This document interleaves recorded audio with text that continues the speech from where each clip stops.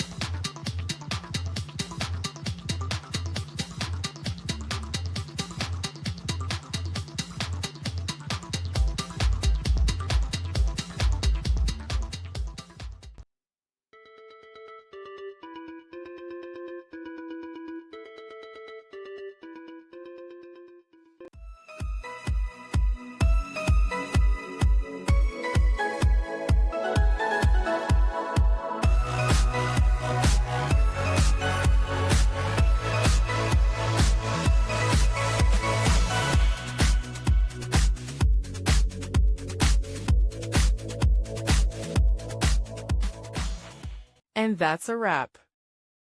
I hope you found the answer you were looking for. If you did, take a second to hit that subscribe button. It really helps out. And let me know in the comments which solution worked best for you.